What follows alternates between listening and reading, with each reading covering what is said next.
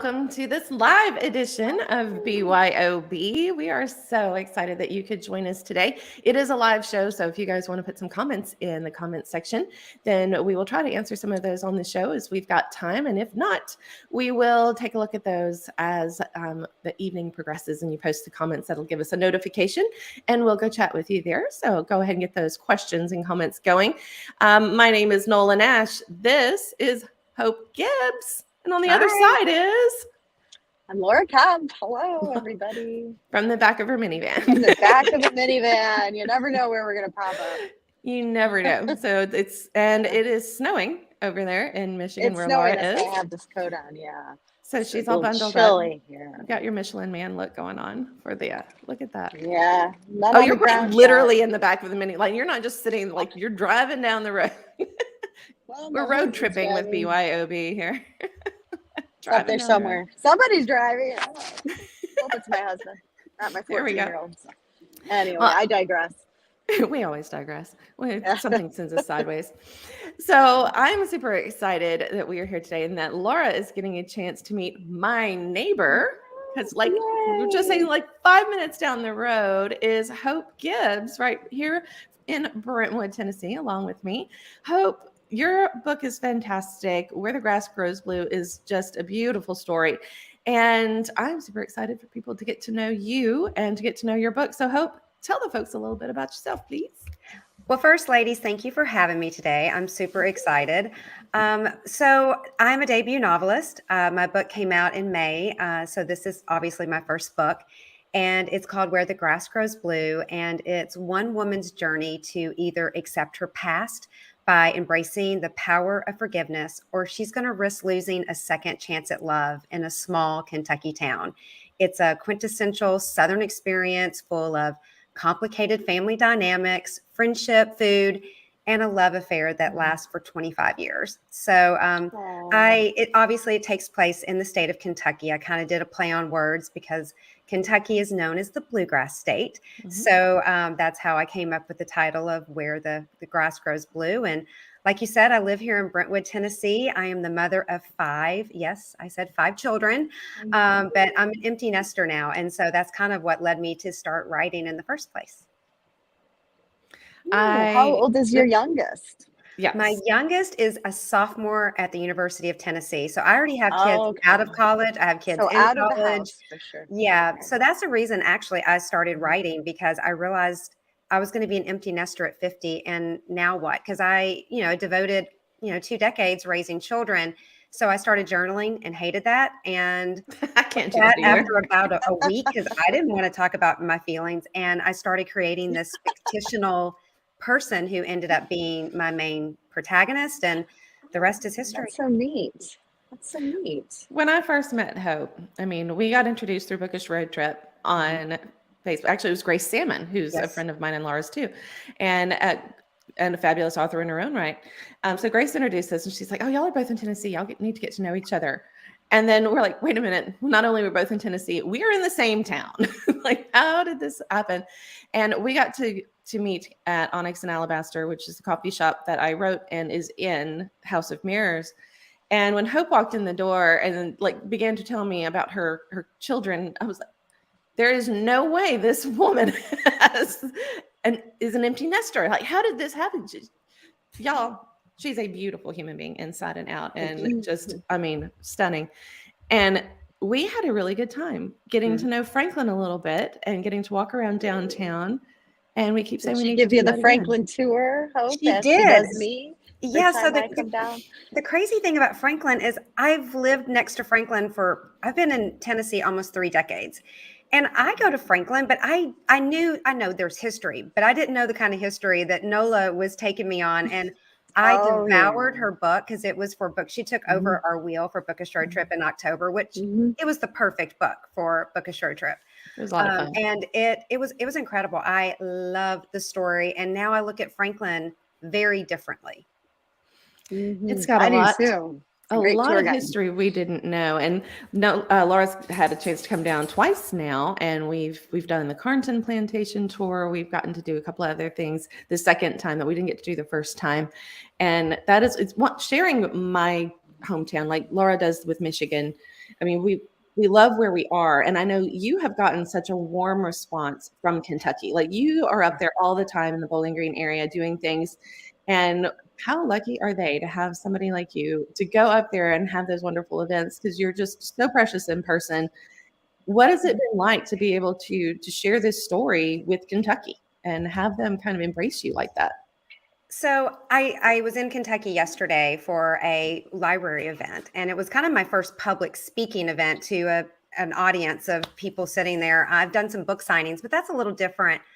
I always tell everyone I live in Tennessee and I love Nashville, but my home is Kentucky. I still think of myself as a Kentuckian. I tear up every first Saturday in May for the Kentucky Derby, and I still, I still have all of those cookbooks from my hometown because I grew up in a town about 4,000 people.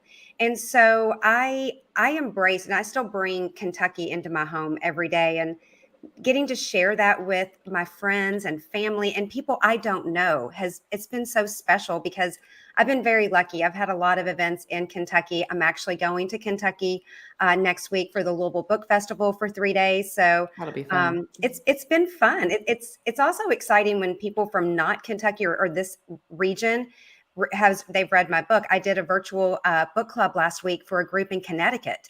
So that was kind of interesting because, I guess I always thought my book would just kind of stay in the South, but it hasn't. I thought that about House of Mirrors too. And now, Laura, you've got fans all over that are reading about Mackinac Island in Michigan. Yeah, and, I mean, Michigan, isn't it kind of fun to bring the place that you love to people who've never?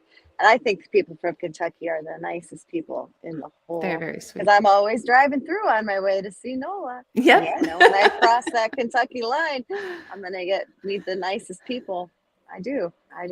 And Tennessee too. I think it's the Southern hospitality thing is for sure. We do have that down pat. I mean, we really do have a lot of Southern hospitality, but we also have those complicated relationships. I don't know what it is about the South that and Southern fiction that loves to pull on those really complicated family relationships where on the surface everything looks great to everyone else, but in the background we've got, a lot of push and pull and just everybody's got that one family member that is just kind of thrown everything off track a little bit. I mean, the family dynamics in the South are just something that you see that in a lot of books set in the South that you don't necessarily see to quite the degree. And I think it has a whole lot to do with that. On the surface, we are Southern, and that hospitality and everything is that facade that we are great at putting on down here in the South. And we hide our crazy a little bit, and then when it comes out, it comes out. They aren't as nice as they really seem to be when I drive through Kentucky. I think we are that nice. We are all that nice. I mean, I think we are that nice. You are that nice. But we're also a little crazy down here. Like things get a little wild. I think there's a country song there. I think it's from Miranda Lambert, and she says, "Hide your crazy." It's a lyric in her song. It is. Yeah. Yep. I mean, I do kind of believe that but I also think that in the South, we're more likely to not say something because we don't want to hurt people's feelings. And so sometimes though that can be kind of repressive. And when it does come out, it comes out.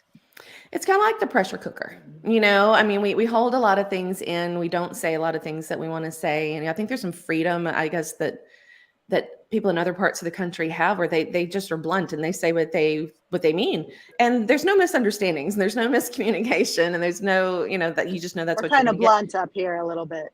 But here, man, I think us Yankees are a little blunt. A little bit. We'll give y'all that as Southern girls. Getting we'll more give y'all blunt that in my old age too. Yeah, if we say bless your heart, it's not a compliment. Far away. I had to explain that to my book club in Connecticut, and I said, no, that's not a compliment. That's a backhanded side, not nice comment.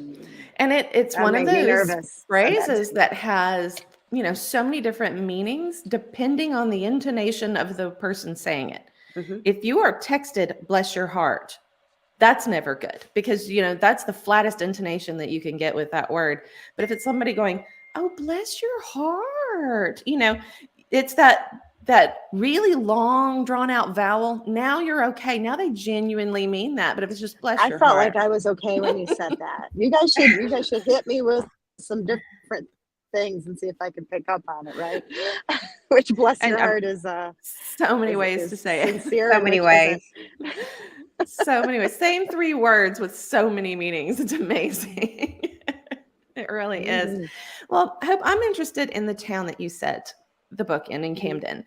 And it of course gets my attention immediately because that's my son's name. And we have a Camden, Tennessee. Like, we're surrounded by Camdens. So tell us a little bit about Camden itself and kind of what your inspiration was for that. So Camden is fictional. The book starts in Atlanta. Obviously, that's real, and it ends at 30A. But for the town of Camden, I wanted it to be a fictional town because I could just create it. I didn't have to stay in one lane, and it's very much based on a lot of small towns in Kentucky where there are wonderful, quirky people. Sometimes they get in your business. Everybody knows everybody's business. But there's Oh, something so special about a small town because they have your back. There's a different kind of neighborly kind of experience. I love Brentwood. I love it. I have friends, but it's a different type of community. I can kind it of is. glide around Brentwood and not everybody knows, if I'd gone to the doctor or, who I'm dating, or not that I'm dating because I'm married, but that's the thing I love about a small town though, because there's beauty in it. And I write in my book, there's a potluck scene at a church, and I know that scene. I grew up that way, and I love a good church potluck. And I wanted to create this small town of community, and it was a place where Penny had been running away from for 20 years, and she has to go back, and that's really where she's going to find herself. She finds herself, and I love this new beginning that she's kind of resisting in some ways and yet running to in the same way. I mean, she has this opportunity. I mean, a broken heart we always see as kind of an ending, but there's also opportunity on the other side of it if we just let ourselves see that and get to the point where we're ready to embrace that. And this is really her journey into doing that and kind of getting out of her own way. Yeah. And it's something I think that as women, we can relate to, whether we've had that broken heart or not. I think there have been so many times in our own lives where we can look back at a time that we've gotten in our own way. Mm-hmm. And had to recreate ourselves later on. And Penny gets in her own way a lot. She has put up so many obstacles because she's so fearful, and for rightfully so. She has some things that happened to her in childhood, but she's really held on to so many resentments and kind of hurts and these fears that has kind of stunted her in a way. And it's time for her to finally live in the moment because she's always preparing for the worst case scenario. And by doing that, you completely miss out on life. Mm-hmm. Oh, that's You for do. sure. You do. Does anybody ever tell you that I was just watching a Netflix series with my daughter last night, that your book sounds like Sweet Magnolias? Yes, I've had some people compare it to kind of that. Mine's got a little bit more of an edge than that, but it's very much the same way. I mean, the quirky town, the people that know all your business. At one point, it gets around. Penny does something kind of impulsive, and it gets around town very quickly. And the whole town knows that she's got a date with the dentist. So it's the beauty of a small town. And so and I love Sweet Magnolias. I haven't finished season 3, but season 3. So as you're talking, I'm thinking of Maddie coming back and the broken heart and the second chance. Very much so. It's like that setting. So I just wondered if you had ever heard those comparisons before. Not a bad comparison to have to something that's on Netflix. Let's run with that. Maybe we'll be seeing Where the Grass Grows Blue on Netflix too as the series. That would be great. Let's put that out there. We're going to manifest that for you. Is what we're going to do. We're going to put it out I there. feel like I'm so bright behind my head here. I apologize for the brightness of the window. You are positively glowing, Laura. Sunglasses. Positively glowing. You are positively glowing. We'll That's what it is.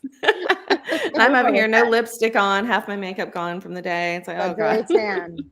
A little tan from being outside, and then we've got Hope over here, who's perfect. Like, come on. I don't think so.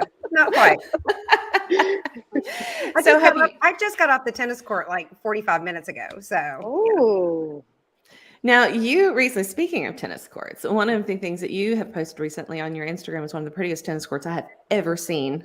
Tell us a little bit about your trip to Italy. So, being an empty nester now, I can finally travel. I had never been to Italy, and my husband and I we were gone almost 3 weeks because we also hit Greece at the very end. And this tennis court is built basically into a cliff, and it overlooks the ocean, and you have the crashing waves, and I mean, it's at least 500 feet below, and it's just the most stunning tennis court. And of course, I wear knee braces, and I didn't have my tennis shoes. So I did not get to play on that. But one day I'm going back to that hotel. We were on the Amalfi Coast is where it was. Oh, yeah. It's the prettiest tennis court because ironically, the third book I'm going to work on is called The Racket. And it's all about, I call it Alabama Rush for a Country Club. So I love it. It's a good excuse to go back to Italy. Yes, exactly. It's the work expense, right? Mm-hmm. So. Yes, exactly.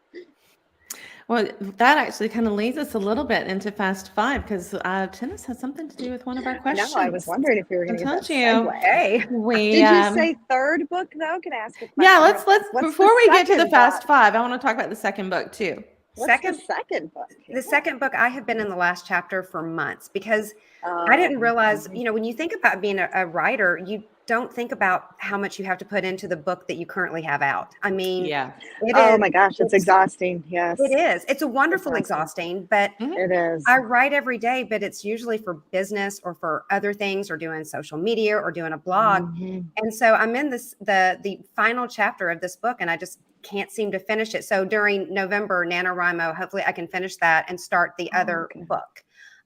So that it's just a group of women that live in Nashville, and one of their friends has unexpectedly passed away, and she's requested that they go on their last beach trip together to spread her ashes. But there's a lot of things these women didn't know about their friend.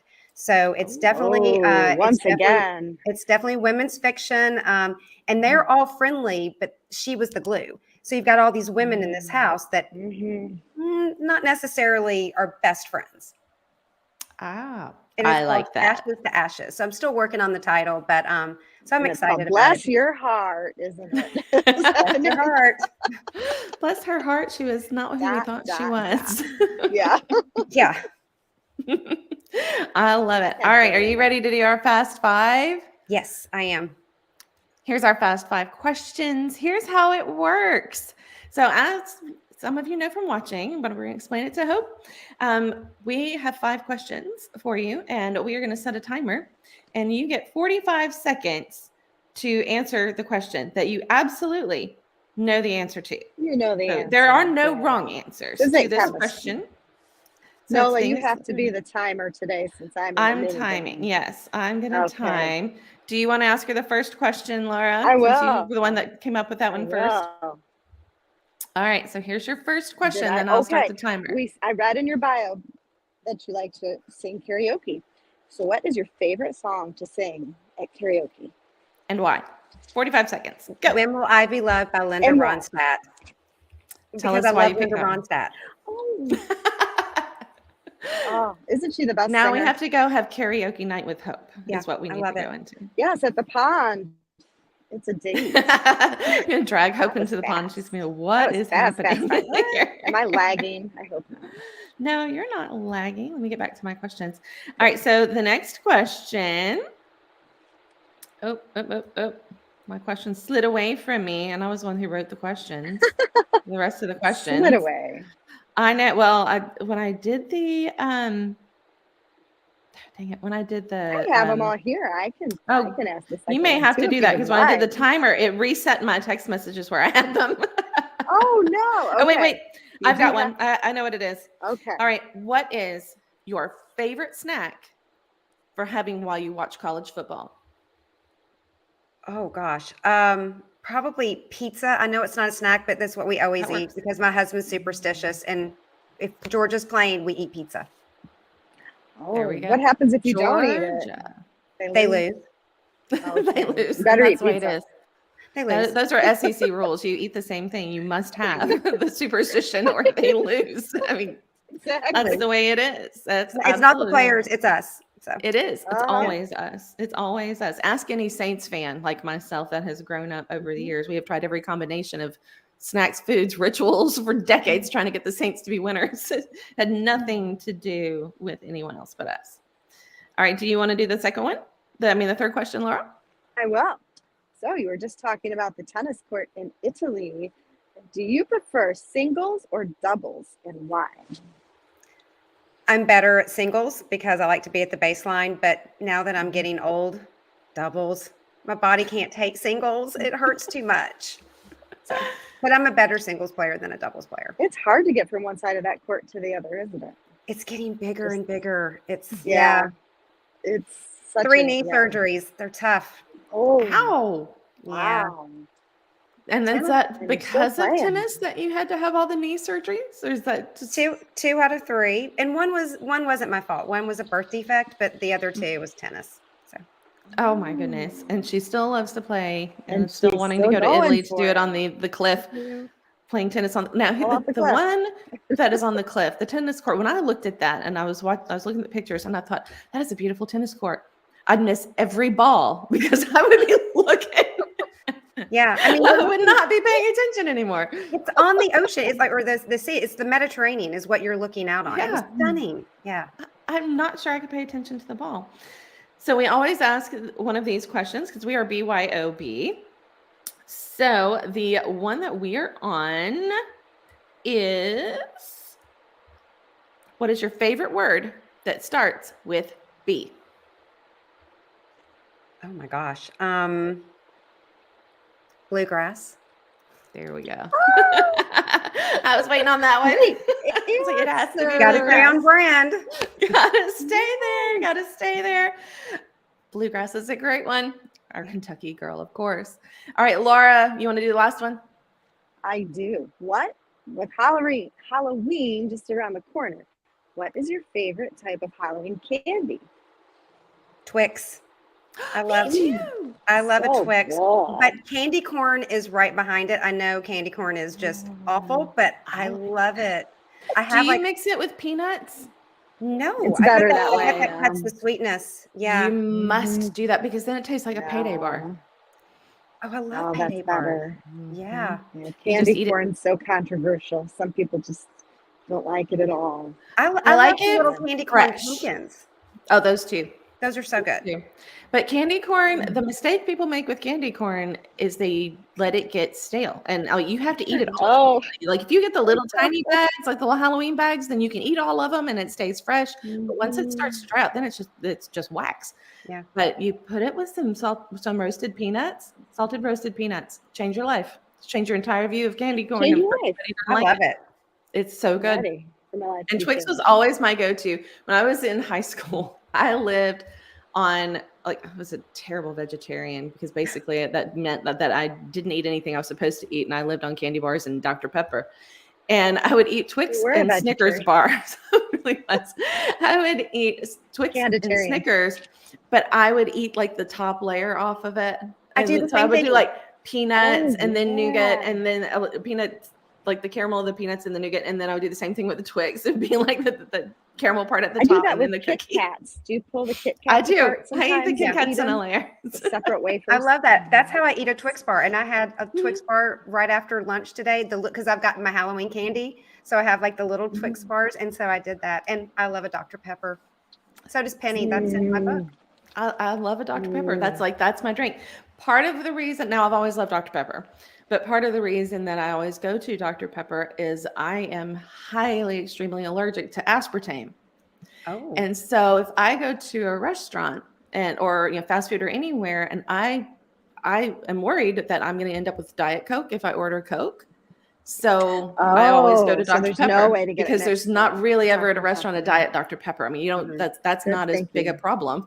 So, I mean, I love me thinking, Dr. Nola. Pepper because I like it and it's also the safer choice for me. Now I know how to get rid of you too. That's it. Just told you. And welcome to How to Eliminate Nola Nash. That could be a book. Elimination. Yeah, No. Hey, speaking of peanuts, Next have book. you ever put peanuts in your Dr. Pepper? That's good. It's very good. Yeah. You done that? Peanuts in your Dr. Pepper. Yeah, it's better if you do it with a bottle. You don't want to do it really with a can.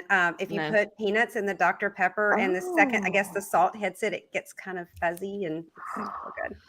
And It's people my do it with daughter's Coke. favorite drink. I'm going to suggest that to her. You can do it with Coke, and you can do it with Dr. Pepper. That's a Southern thing, I guess, is the Yeah. peanuts in the Oh, in yeah. I've the not ever heard of Not that. not a Sprite, not a Sprite. No, not a Mm-mm. Sprite. No. That terrible. Don't do that. But Coke or Dr. Pepper, you can put peanuts in, just roasted peanuts, drop them down, and then you I'm have gonna like give it a this little try. layer of peanuts at the top of your bottle of Yeah. Coke or Dr. Pepper, and that's very old fashioned. That's an old Southern thing to do. I love it. Very old.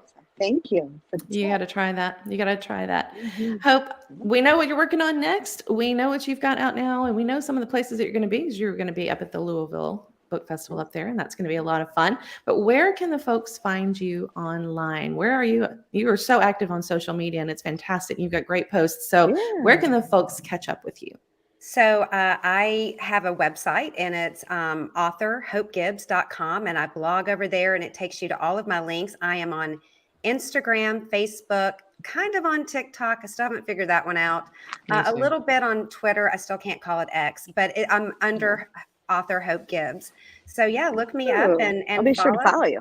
Yeah, thank you. Absolutely. She posts the cutest you. stuff. She has great pictures, y'all, on Instagram. Go check Hope out. Hope, it has been truly a joy getting to sit down with you. This is I've talked to you twice this month. I know. And a couple of interviews, and we have yet to go back and get that cup of coffee. We've got to go do that. And we will definitely be keeping track of you, because with this just fabulous debut novel, we know that there are many more to come, and that success is just going to start rolling in. I mean, it already has, and well earned. So folks, go get you a healthy dose of some Southern fiction, and a just fabulous story, beautifully written by an equally beautiful person inside and out, Miss Hope Gibbs. And thank you so much, guys, for joining us this time on BYOB. We'll see you next time. Bye, guys.